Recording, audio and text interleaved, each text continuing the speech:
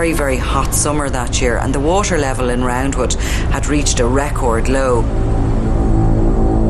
Literally kind of, you know, been able to see the basin of the lake from the bridge above. Anglers had been fishing on the bridge and they'd noticed there was some things in the water below them.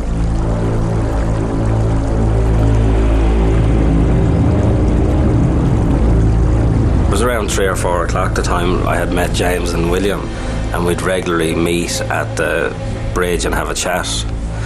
And that day was no different.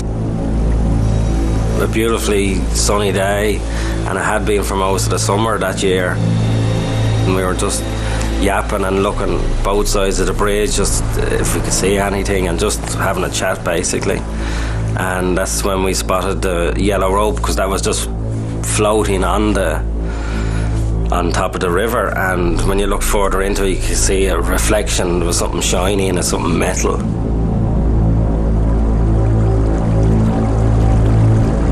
After a while, then sort of curiosity got the better of us, and I went to the back of my van and had a ratchet strap with a hook on it, and we stood on the wall and we kept throwing it in, trying to snag something.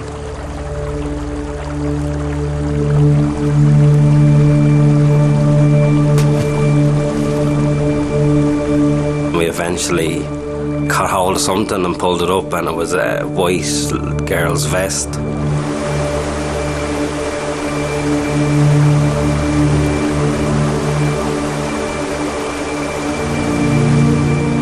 We just kept doing the same thing over and over, and next time we snagged, it was sort of a blue hoodie. And we just kept gathering them up and putting them on the wall.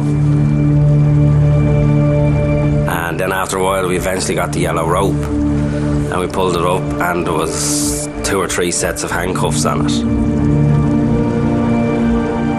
Next, we brought up leg restraints and leather straps and things like that.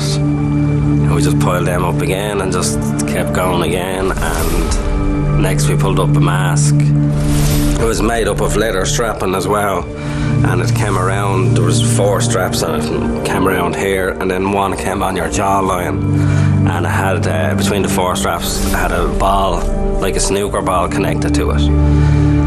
And if the buckle was on the back, so obviously the ball would go in your mouth and you would tighten it up here.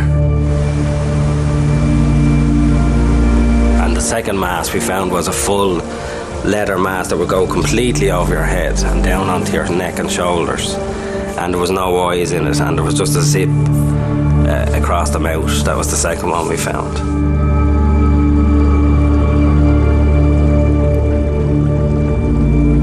Just kept pulling up things like that, and they were getting stranger and stranger things, so we just said we'd leave it then and wouldn't go any further with it. So they left it on the bridge, and after having a discussion, I think they kind of thought it must have been a stag party or a hen party or something who had been in the area, and maybe on their way home had chucked this stuff out the window and it had been in the lakes. They thought nothing more of it, except for one of them went home that night and it didn't feel right. The articles that he had found looked almost professional. They didn't look like they were sort of joke equipment that would be brought along to a stag party. And he actually went down the following morning and he collected these various items that he had found in the reservoir the day before. And he went down to the local Garda station where a young Garda called Garda James O'Donoghue was at the public information desk, and he handed these items in. And like Billy Fegan the night before, he also had a restless night because he couldn't get these items out of his mind. He was wondering what they were doing in the reservoir. He was wondering if there was anything else down there. He went down a few times to the lake and he tried to gain access to it or get down to it. At this point, the weather, which had been beautiful and sunny, had turned, and there was a kind of a wind that had whipped up the lake, and the silt from the bottom of the lake had sort of made it almost impossible to see down to, and he couldn't get down. And he went down again and was unsuccessful again. The water was quite murky, it was hard to see inside. He went down a third time and he actually waded into the water. and he reached down with his hands, and there was much more stuff there.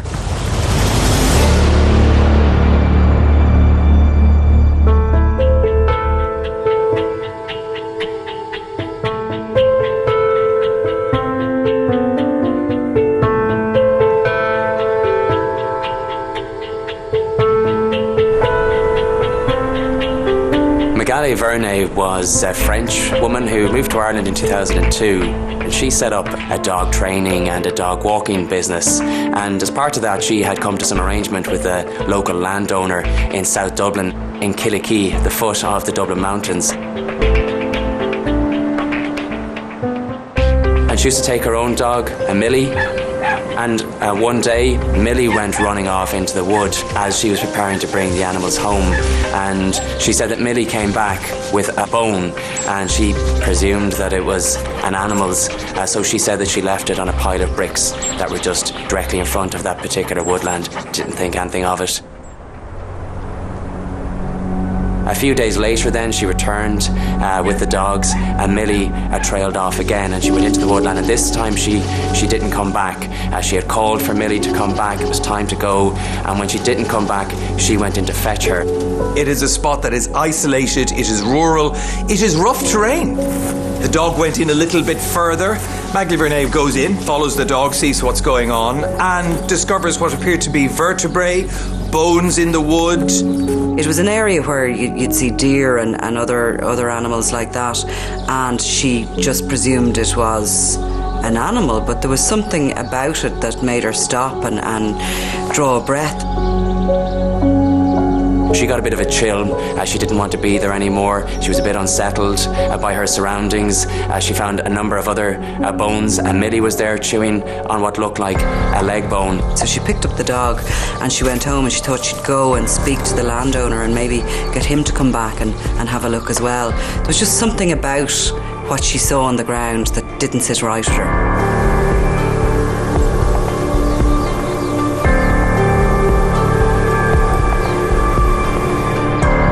Brought them back to the exact spot where Millie had been pulling at the undergrowth, and they saw bones, but they saw more than that. They saw a tracksuit bottom with when they went over, and when she kicked it, there was a runner up the leg of the tracksuit. And then they saw a jawbone, and they realised that this was not a deer or an animal, that this was human remains they were looking at.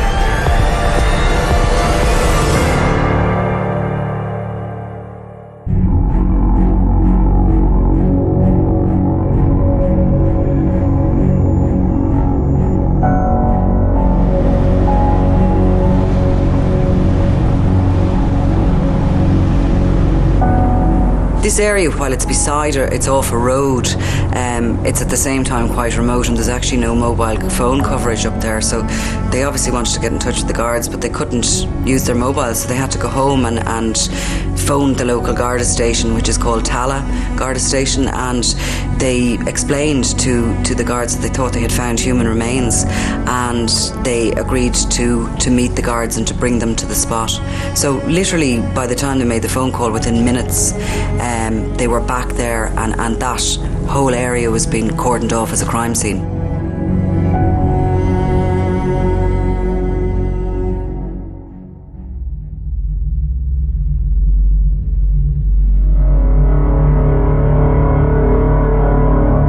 The Deputy State Pathologist, Dr. Michael Curtis, visited the scene the following morning. So too did an anthropologist called Lauren Buckley. And Lauren had a hunch that the remains were female, but they weren't able to confirm that until they carried out a post-mortem. So the forensic team found a white waxy substance on the ground with the remains, adipocer tissue, and that's formed during the decomposition of human remains when it's subject to moisture. The bones were scattered over quite a wide area. The remains had obviously been there for some time, and there had been animal activity, and they had been moved around a little bit. They found something like 60% of skeletal remains. There was a little bit of moss on some of the bones, but otherwise they were clean. It seemed like the skeleton had been lying on its back. The spine was down. They didn't find the skull. They didn't find the hands. They put what they did find into evidence bags and it was taken to Dublin City Morgue.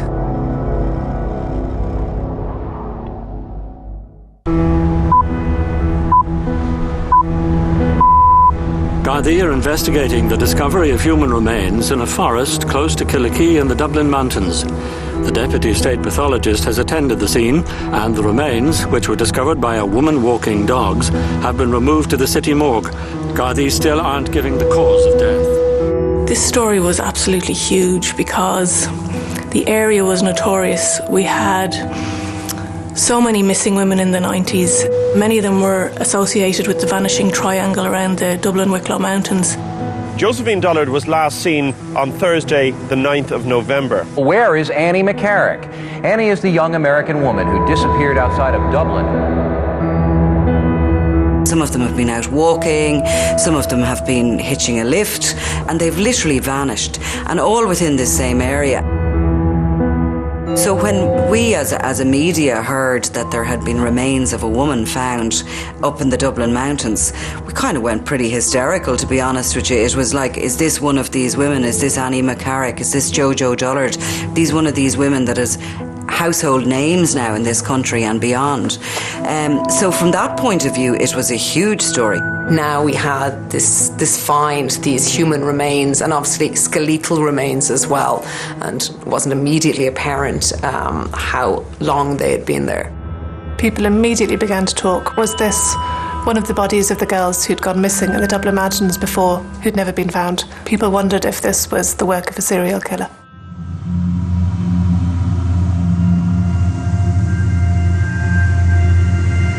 Well, the autopsy found that it was a female. She was over 27 years old, but under 40, and also that the body had been there for at least a year and up to 13 months. The police, once they received the coroner's report, immediately felt there was something suspicious about this discovery. Pulse is the system that's used in An Garda Síochána to record crimes. It has got lots of information about crimes, the person who reported the crime, where it happened, time and so on. Given the time frame that the Gardaí had been given of about 1 to 2 years, they were obviously then able to have a look at their database and see who had gone missing within that particular time frame. Gardaí, having eliminated a number of potential names, the one that stuck out for them was Elaine O'Hara.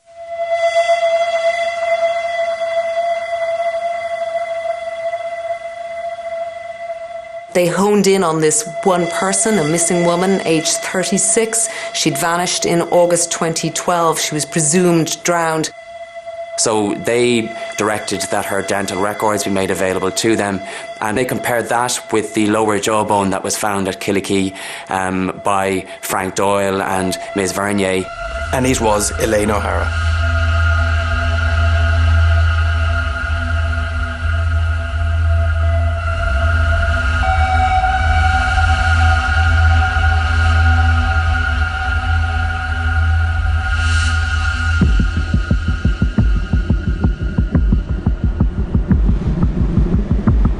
The James O'Donoghue, although he'd been back a couple of times to the particular scene, he did feel uneasy about what was going on. He was prevented from silt and other sort of topographical issues from investigating the site further. But when he went back on the 16th of September, he went back to that precise point and put his hand into the murky waters in the silt.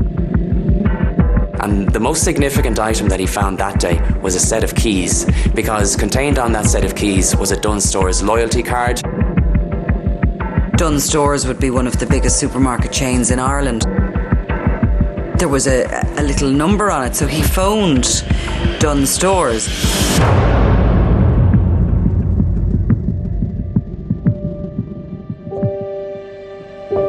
They gave him the name and the address of the fob owner. It was Elaine O'Hara from Bellarmine Apartments, Stepaside, Dublin.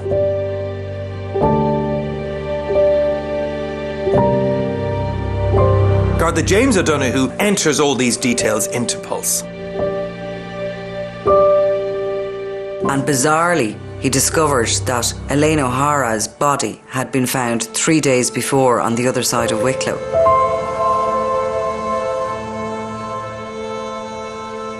For a woman who'd been missing for 13 months and absolutely no developments, no breakthroughs, suddenly everything happened at the same time by just sheer coincidence. It was just one of the most bizarre set of coincidences I think I have ever seen.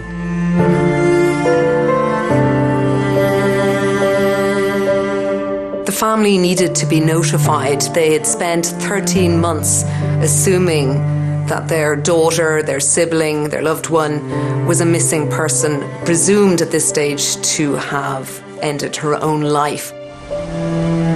A year after she'd disappeared, they'd laid flowers in the sea at the spot where she'd been last seen, and they were beginning to accept that she had died by suicide when the Gardaí informed them that this body had been found. As far as they were concerned, she had taken her own life in August of 2012, but obviously she had met a far more sinister and violent end than that. The investigation, not quite a cold case, but one that was lying dormant, had very much reopened and was now an active homicide investigation.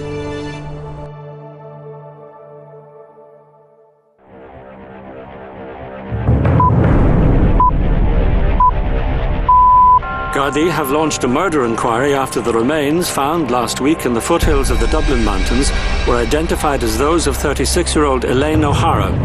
Ms. O'Hara, with an address at Bellarmine, Stepaside, was last seen at Shangana Cemetery in South Dublin in August 2012. Gardaí are asking anyone with information to contact them on 01666. At the beginning of the investigation, as is often the case, a number of Garda stations can be involved. And this particular case had 3 Garda stations.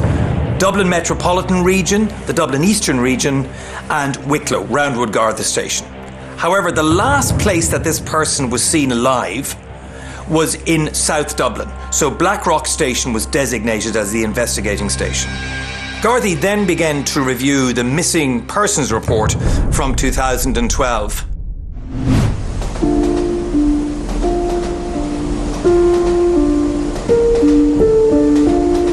Elaine O'Hara came from a family of 4, very middle class. Her parents lived in an area of Dublin called Killiney, which would be one of the most affluent suburbs. She attended private school, as did all her siblings. A very happy family and, you know, privileged really. They'd all they wanted for her, could ask for, a loving home. But Elaine, from a very early age, displayed signs of mental illness. She had dyslexia, and that brought with it issues relating to self-esteem. She was bullied. She then lost a very close friend in a car accident, which was devastating for her and acted as a trigger for psychiatric issues. She suffered from anxiety and depression. Elaine started to self-harm when she was only 16, and she attempted suicide by cutting her wrists. She was admitted to St Edmundsbury Hospital as an inpatient under Professor Anthony Clare, who was a highly respected psychiatrist, and they built up a really good working relationship. People who self-harm don't do so lightly. Remember, these people are internalising. They're suffering hugely from a mental disorder of whatever sort. In order to alleviate that pain, many will take to self-harming. Self-harming is the physical release, the physical manifestation of their problem, of their internal torture.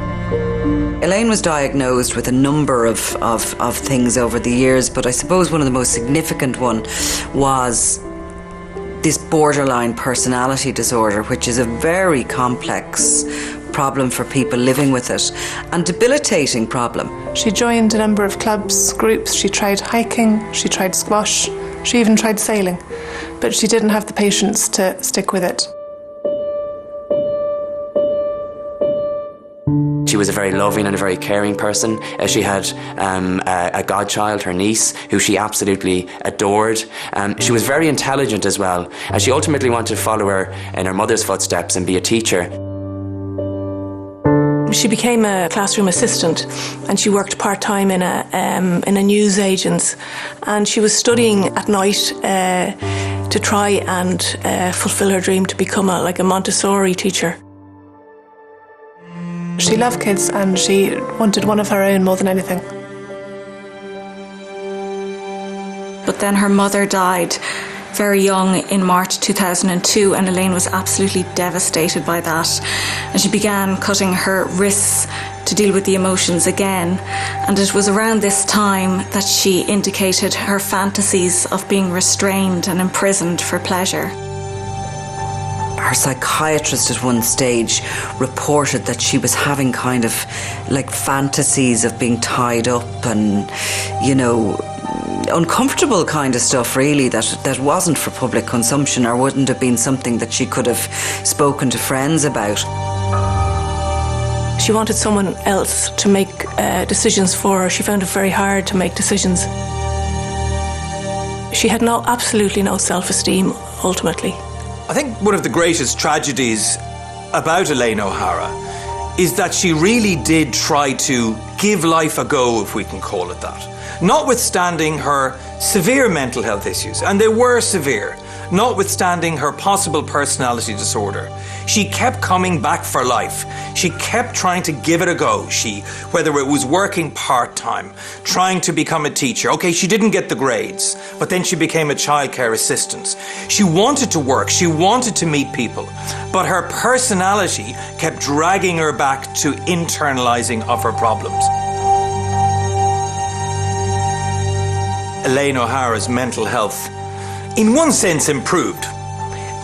By that I mean at least there was an understanding as she hit her late 20s and into her 30s that A, she had a problem, and B, this is how she needed to deal with it. So in other words, when she felt suicidal ideation coming on, she didn't keep it to herself as she had in the past, but she sought assistance from family and medical health professionals.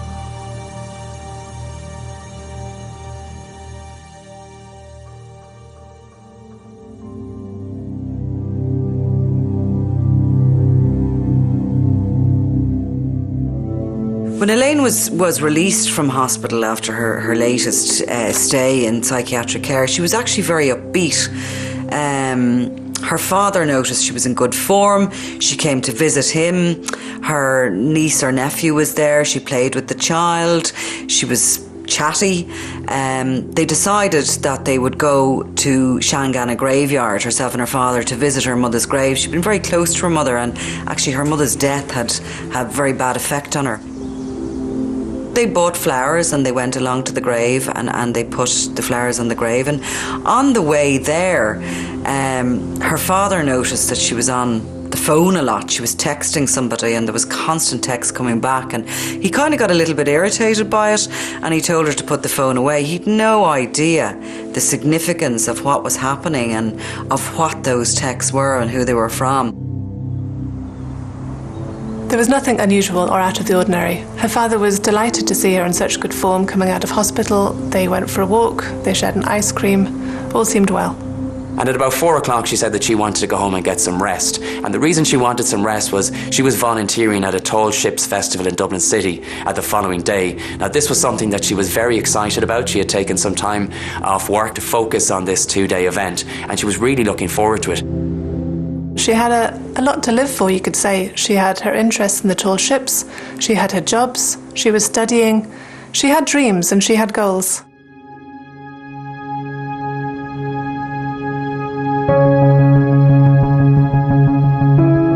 Well, Frank's partner, Sheila Hawkins, lived opposite Elaine's apartment block, and she noticed on the Wednesday evening that there were no lights on, but she thought she'd gone to bed early because she was volunteering at the Tall Ships the next morning, and Sheila was actually giving her a lift.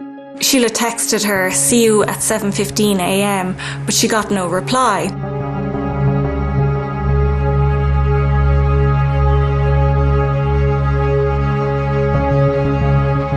She never showed up Now, initially, Sheila just presumed she'd slept in, and she got out of her car and went up. She was actually sort of kind enough to go and try and raise her, and she went up to the door and she knocked and she got no answer. So she tried to make a bit of a noise, and then when again there was nobody answering the door, she had to go eventually to work. Sheila called Frank and told him that Elaine hadn't shown up for her lift, and they both got on with their day. I mean, she was an adult woman. She was 36 years of age, and while she had been looking forward to this, they thought maybe she made her own way later in the day when she woke up. But that evening, he tried to phone, he couldn't get through, and then he sent her a text. And on the text, he said to her, "Are you alive?" So the following day, when he still hadn't heard from his daughter, he decided he was going to go over to the apartment and let himself in, see if he could find out what had happened.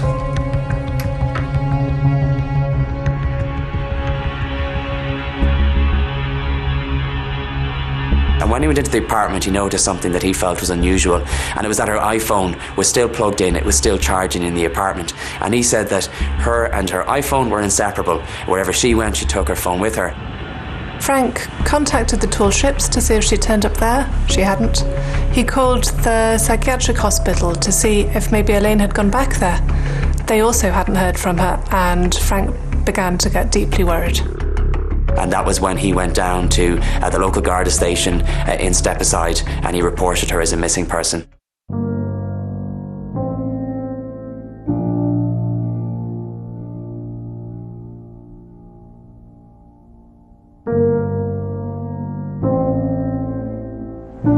So the police began their missing persons inquiry, but the family themselves, and a very close-knit family, made their own inquiries.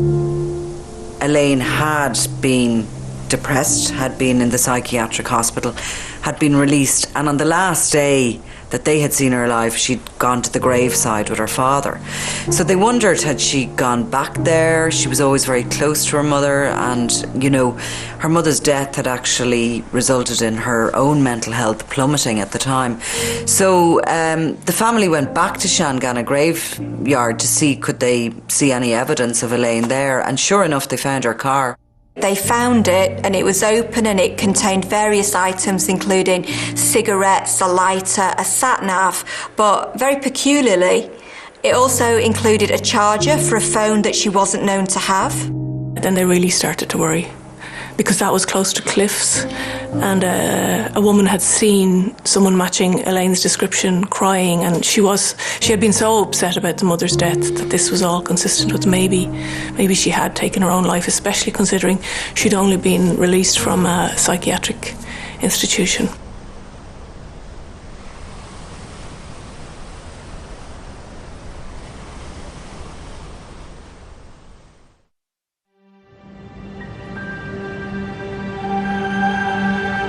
Detectives and Elaine's family went to search her apartment. They might have expected to find few clues in there. Unfortunately, what they found was very disturbing for the family, and I'm sure also indeed for the detectives. PVC, rubber outfit associated with BDSM, lubricant, chains. Her brother, John O'Hara, found a printout of hunting knives. He found Google Maps of Crua Wood, for example. He also found a notebook in it, and in the notebook were websites of particularly extreme BDSM websites. This can't have been easy for anyone in that apartment. The family felt that they were poking around Elaine's private life. She was an adult, she was entitled to do what she wanted, but at the same time she was missing. And they did wonder, had any of this stuff got anything to do with it?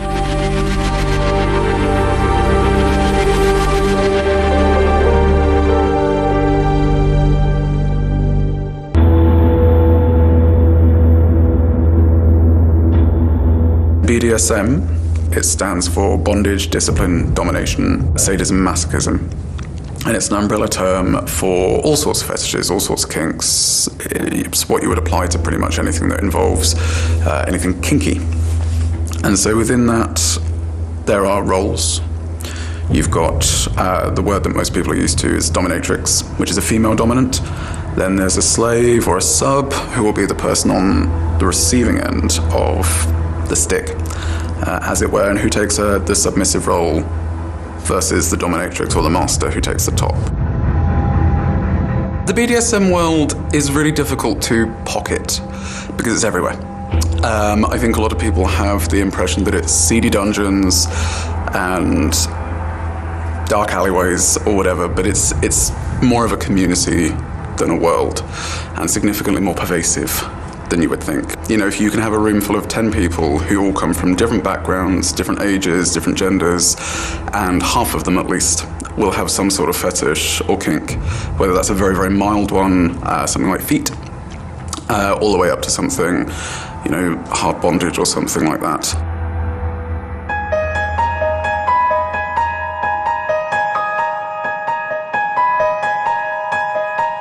Over the course of the week, the police visited her apartment and they took several items, including her iPhone, 2 laptops, an iPhone with a cracked screen, and they sent them all to the Garda Computer Crime Investigation Unit.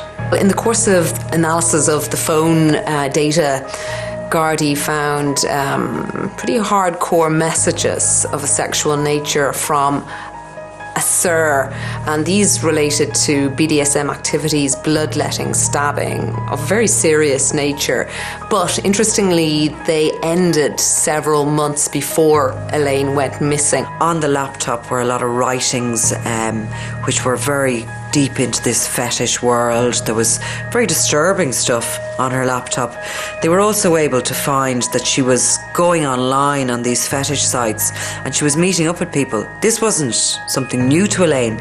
This was part of Elaine's life, and she was almost living a double life, I suppose, really, because the Elaine that her family knew wasn't the same person that was going online and looking to meet people for bondage and for this quite really hardcore sex.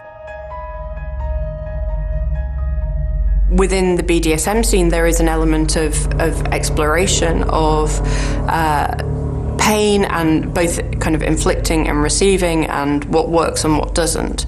And it can be quite a wide range for different people, as with almost anything.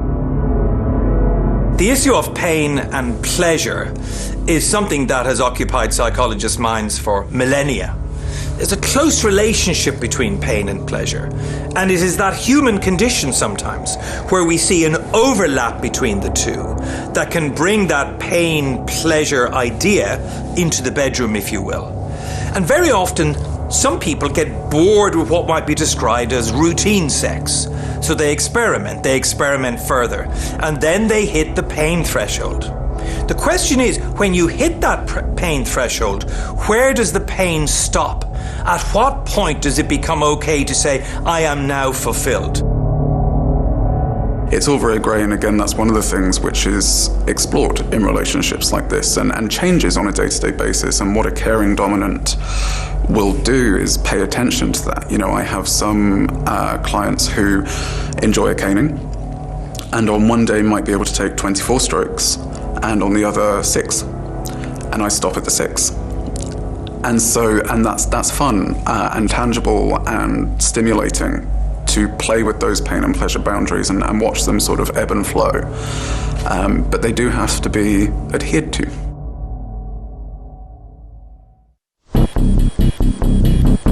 Stepaside and Shankill Garda stations were called in to do a search of the area. It was a very wet summer. They had the assistance of a helicopter. It even had this sort of heat sensitivity built in. Search teams went down the coastline all around the cemetery. But, you know, after a couple of days, still nothing was found. The Coast Guard was involved. It was a huge operation. CCTV footage was downloaded from her apartment block, and it was very interesting because it showed her arriving at home at 4:29 with her father, who then very quickly left. And then she left the house again. And she was wearing navy blue tracksuit bottoms and a blue zip-up top. A neighbour recalled honking at her, but she got no response. And CCTV camera picked her up again at Sandyford College, turning onto Hillcrest Road. But what the police noticed at this point is that she's got a phone in her hand, and it's not the phone that she's known to usually use. So where's this come from? After the discovery of the car, the focus of the missing persons investigation moved to Shangana Park, Shangana Cemetery area. So the guards started doing, talking to people in the park and putting out flyers. They had her photograph and they were trying to see, did anyone see her? And they actually came across a jogger who had seen her.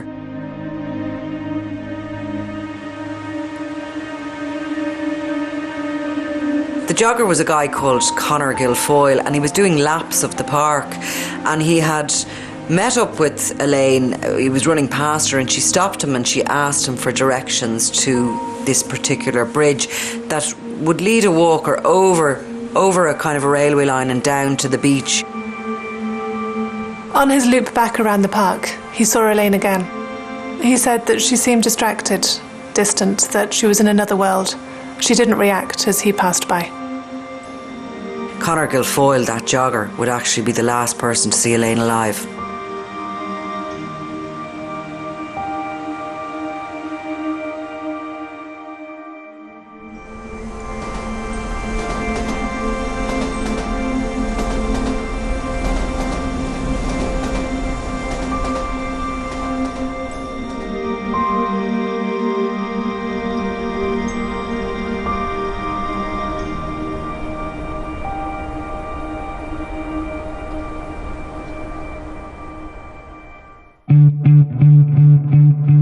When the police made further inquiries from friends particularly and co-workers, Elaine was quite open, as it turned out, about her sexuality, her sexual life and BDSM. She had advised them she was having an affair with a married man. Not a normal affair. She also advised them and showed them that she had cuts, lots of cuts around her body. So this was somebody who was clearly involved not just in the BDSM scene, but at the extreme end of the BDSM scene. And she seemed almost peculiarly disinhibited about talking about it, which I would say went to her vulnerability. And there was certainly one point around 2008 where she'd had this conversation with her father, and she had said to him that she was having an affair with this married man. And she said something to him along the lines of that, you know, he likes to tie me up and masturbate over me or something. I mean, her father was shocked. But part of her actual mental illness was that she made inappropriate comments and that she made things up. So sometimes she'd give a hint of what was going on in her life, to do with obviously this secret bondage life that she was leading. But I think her family, who loved her very much, didn't know, was she telling the truth, or was this one of her sort of outrageous comments that she threw out. Elaine described her relationship with this married man in quite a normative way as well. I mean, she's telling her co-workers it's on, it's off. Sometimes he contacts me, sometimes he doesn't. Whatever was happening, she was clearly not comfortable in this relationship. This wasn't just about attention seeking, although we have to assume that might be part of that. This was also perhaps an early cry for help.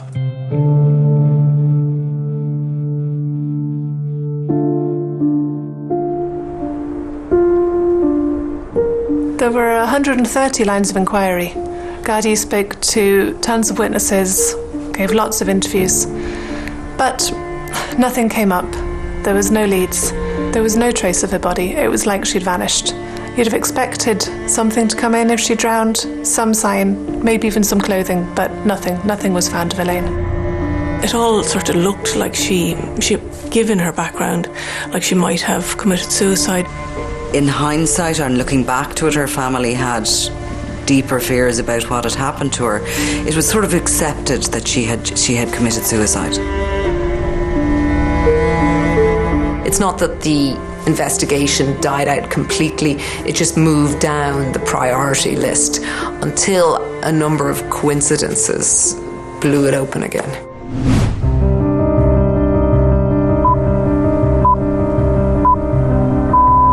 Gardaí and Blackrock are appealing to the public for information in what is now a murder inquiry into the death of Elaine O'Hara.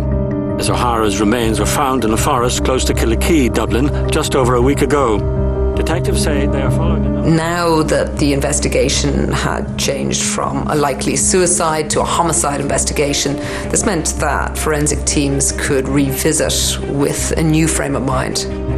So what Gardaí were eager to establish then was how her car keys, how her house keys, and how this Dunnes Stores loyalty card and all of these other items had ended up in Vartry Reservoir. So they reopened her missing person file and they started from the very beginning again.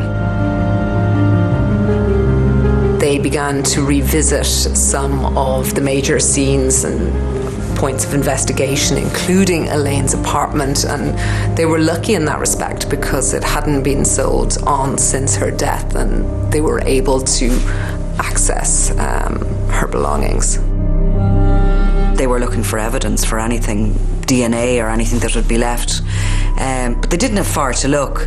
When they went in, the apartment was still intact, so to speak, and the bed was still there. When they pulled back the sheet, there were stab marks on the mattress, but there was also blood stains on it. And while that mattress was there a year previous when she went missing, nobody had pulled back the sheet. The evidence had sat there for a year all the while Elaine's body was decomposing in the Dublin mountains. So there was DNA to be had from the bloodstain.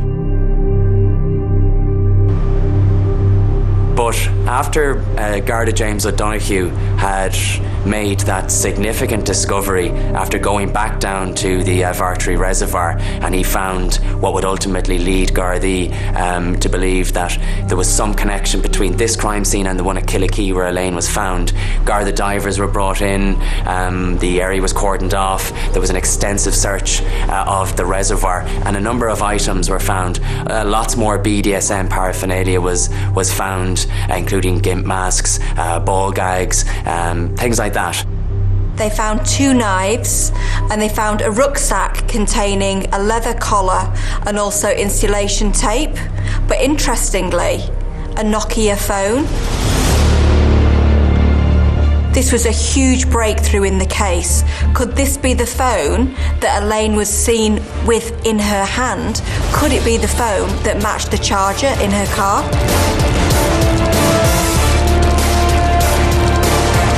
A guy walked into that building, and that's when a flicker in that investigative team really went off. They could piece together her movements and her communications in a way that they probably couldn't have dreamt of. Ultimately, they led them to lift the mask of this mystery man.